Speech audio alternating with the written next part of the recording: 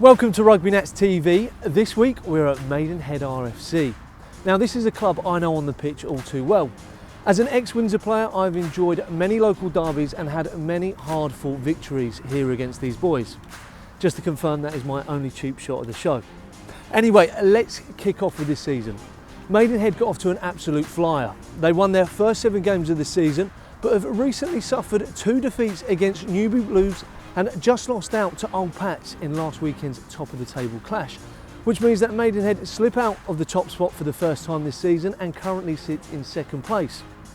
Moving away from the excitement of the first team pitch, the club has been in the spotlight over recent months for having the likes of Will Greenwood coaching here on a regular basis and even Eddie Jones himself taking a coaching session. I have to admit, I'm extremely keen to catch up with this Maidenhead team, learn more about the club and actually find out what level they intend to play their rugby at, as the club has flirted with National 3 over the past few years. Before I catch up with the side and find out how they're preparing for this weekend's fixture against Oxford Harlequins, here are some key facts on the club.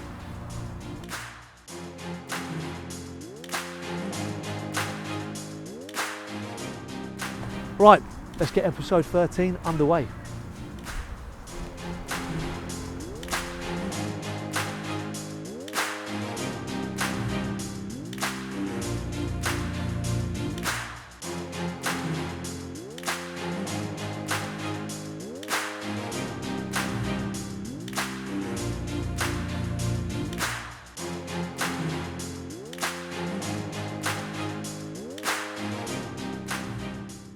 Despite the 2 losses, you have got off to a flying start. You've already notched up 41 points. Yeah. What's the target for this year? Champions, want to win the league. Yeah, I mean before the season started, we sat down and in a carry house, senior players with Greenwood, and said, right, we'll aim for top 2. But we've got off to a good start, and there's no reason now, looking at our fixture list, looking at the way we performed, why we shouldn't be targeting the championship. And that's certainly what we're all pushing towards now, definitely. In order to win the championship, you need to beat Oxford Harlequins this weekend. Yeah. How are the boys prepared for them, and what are you expecting Oxford Harlequins to bring to the table? So we're definitely not taking them lightly. The form book would probably suggest, it would be a relatively easy win for us. We're not looking at it that way at all. They rocked up here last year when we were undefeated, and they beat us. It was our only loss here last year, 8-3. So they tend to up their game for us. They've got a big pack. And they've got a couple of really pacey backs. I know their 13's pretty tricky. So they'll come here and it'll be a tough game. So we will not be taking them lightly. Mike, really appreciate the time. Best Thanks, mate. Cheers, pal. Tell me about the club and what makes it so special. I think it's a great club. I think it's got a really well structured, organised youth section, which is the first bit that I came into, obviously.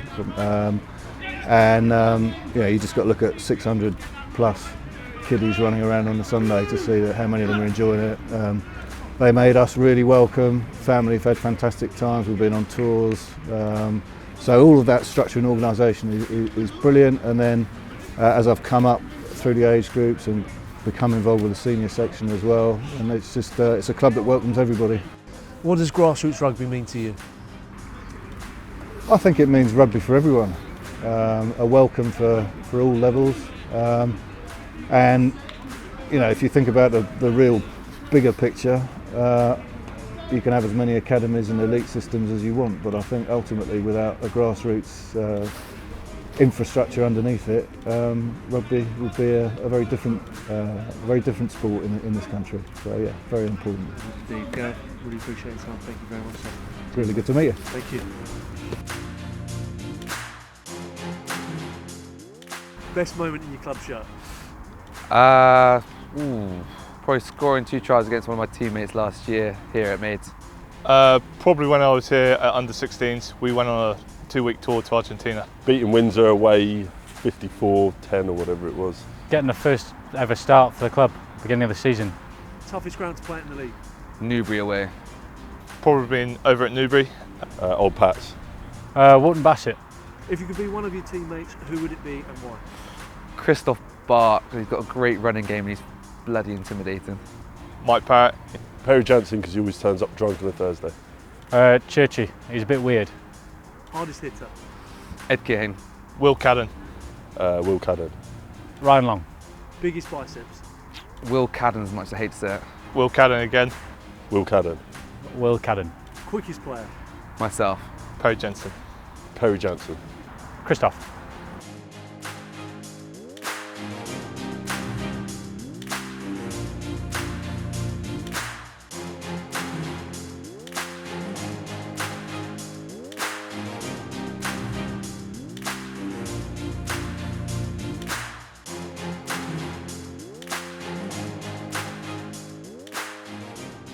Welcome back to Braywick Park, home of Maidenhead Rugby Club.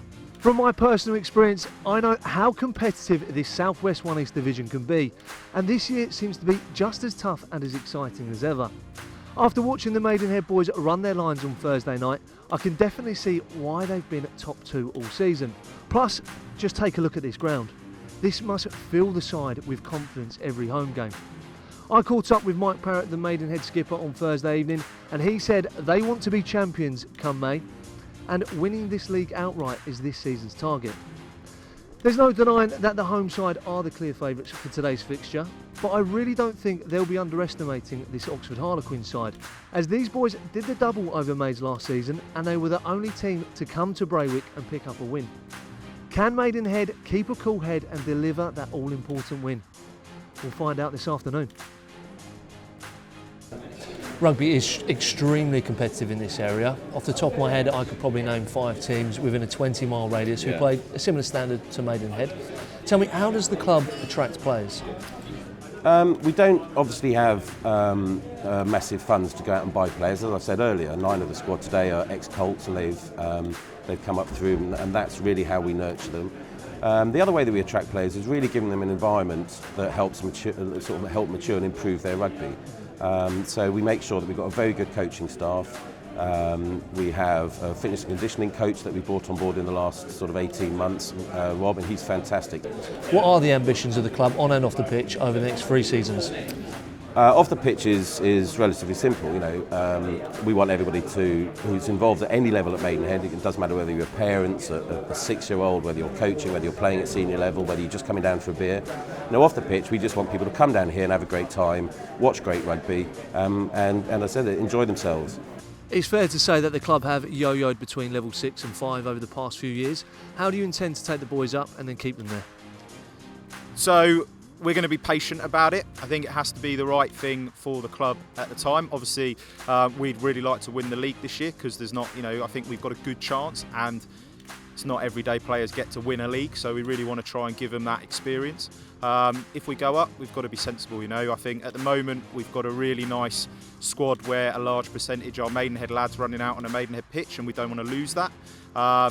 And we have to be really careful about what success looks like for us. So it might be great to be a national free side, but success for me would be 4 or 5 teams running out, really strong minis and junior section, and off the back of that, the first team playing some attractive, good quality rugby that people want to come watch. All starts today. Massive test against Oxford Harlequins.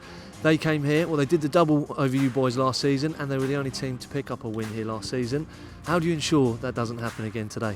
Yeah, thanks. I was trying to forget about that one today. Clear head.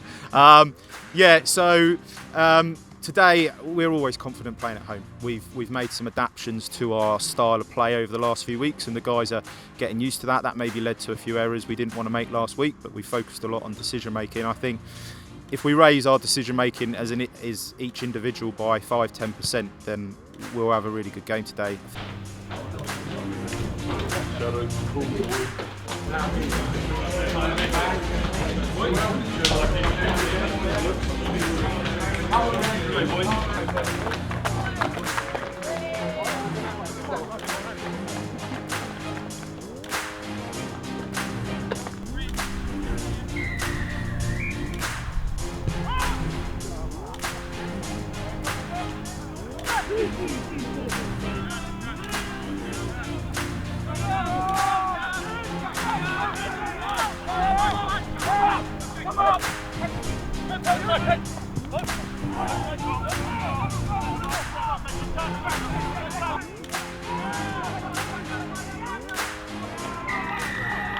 What brings you to Maidenhead Rugby Club?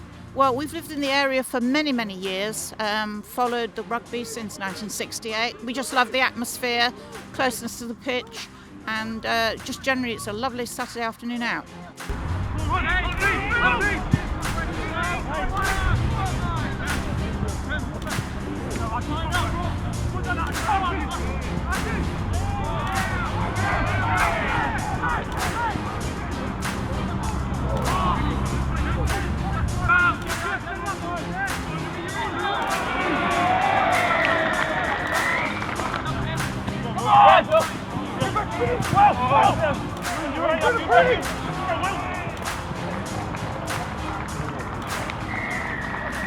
What's so special about Maidenhead Rugby Club? It's the best club in the area. They play a good brand of rugby, particularly this season. Very fast, open, and of course the facilities here are very good with the artificial pitch. And I think maybe they've just scored. And I missed the try.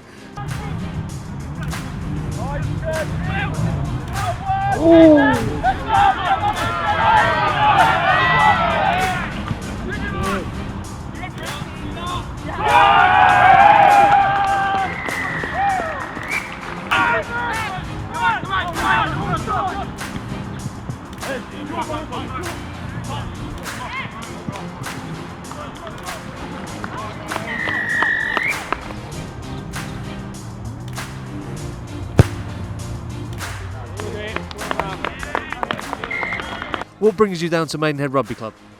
20 years playing in the first team. My son was then first team scrum half. My grandson is now in the minis, so I've been down here since 73, 74.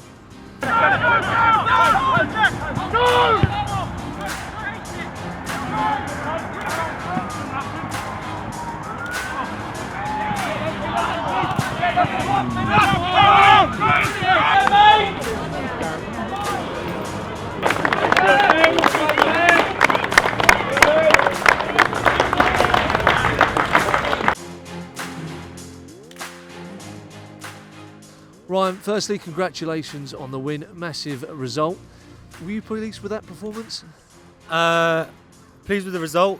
Parts of the performance we'd quite like to develop. A bit disappointed to concede 22 points, but you know, you've got to have things to work on for next week, so we'll push on and try and put those things right next week when we've got Reading. Massive local derby against Reading away. They always raise their game for you guys. It is a tough place to go to as well, I know. In your opinion, what do you need to be working on to raise the standards? Our decision making is something that we are really focusing on at the moment. We're giving away too much ball, too many offloads that we don't need to give. Sometimes we just need to calm our heads. Obviously this pitch, we love playing on it, so we like throwing the ball around. But credit to Quins today, capitalised on our mistakes, and that's why we conceded more than we wanted to. Let's bring Alan in. Alan, just quickly tell us about your season so far. It's been a bit patchy. We had a big run of losses right from the start of the season, maybe not as good a pre-season as we'd hoped for. And a lot of player turnaround. We're quite a transient team generally, being from Oxford, and it's bringing those boys in and trying to integrate them within the side, and there were phases of play right towards the end that we were bringing it together, which was good, and we'll look to build on towards Newbury next week. Disappointing result. I have to say, I did think you were a different side in the second half. What went wrong in the first half there? I think you credit to Maidenhead because they just controlled position. We were looking at it and we got into your half maybe twice during that first half. We weren't able to dictate that face play, and they just dominated that position of the pitch and controlled the scoreboard at the same time, got it ticking over. So yeah, they just got the job done in the first half. So we were able to build back when we got a bit of territory. But yeah, again, credit to Maidenhead for getting the job done. Gents, really appreciate the time. Best of luck for next week and best of luck for the rest of the season. Thank you very much. Cheers, mate. Thank you. That's it for this week. I hope you enjoyed the show. A massive thank you to everyone at Maidenhead for allowing us to showcase their rugby club. Their Rugby Nats Crossbar Challenge will be out on Wednesday at 11 a.m, so please do keep a lookout for that. Next show, we're off to National 3 South West League leaders Camborne to watch them take on Brixham at the Rec. Please remember to jump onto our YouTube channel and subscribe to us right now at Rugby Nats UK. Until next time.